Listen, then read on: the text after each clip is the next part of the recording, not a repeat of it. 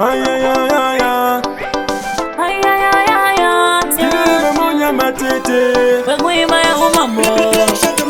Atakatana na taliwiriana Mumwe wangu una nasi wandirasa Takatata ikuwa kukupa kukana Twanguda sungana zinini andijani Ndinirenda karora Kana kuti ndiwe wakandirora Tapunza kuti ndinirenda karora Kana kuti ndiwe wakandirora Shawakauya uchinditora Waifunga kuti nini ndiriwe mubora Apakarike uchandiona Ndokurakidza ndinodhura uchandiona Ona pamba pano ndakubika ndeka Kana skirire kuwacha ndakuwacha ndeka Mablezi ndakusuka ndeka Saka zviri beta kuti ndingogara ndeka Uchibva kupawa watova mtemo Mari pasi pekuni ndo uchatova mtemo Pitikoti gavhumendi ichava mtemo Uzandiudzi hauna mtengo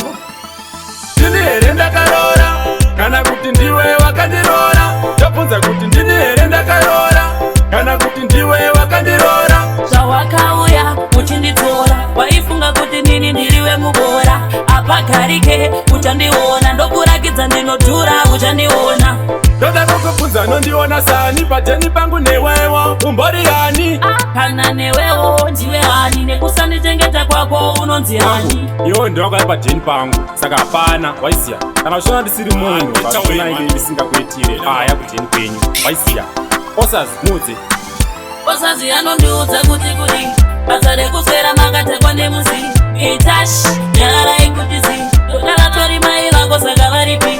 zvawakauya uchinditora waifunga kuti nini ndiriwe mubora apagarike uchandiona ndokurakidza ndinodhura uchandiona Ona pamba pano ndakubika ndeka Kana skirire kuwacha ndakuwacha ndeka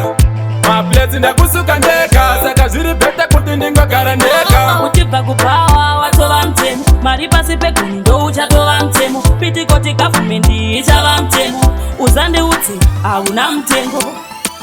Ndini here ndakarora Kana kuti ndiwe wakandirora Ndobvunza kuti ndini here ndakarora Kana kuti ndiwe wakandirora Zvawakauya uchinditora Waifunga kuti nini ndiriwe mubora Apagarike uchandiona Ndokurakidza ndinodhura uchandiona Ndoda kukubvunza nondiona sani Pajeni pangu newewo umbori yani Kana newewo ndiwe hani Nekusandichengeta kwako unonzi hani Iwo ndawakari pajeni pangu Saka hapana waisiya Kana uchiona ndisiri munhu Vachona ili ndisingakuitire Aya kujeni kwenyu waisiya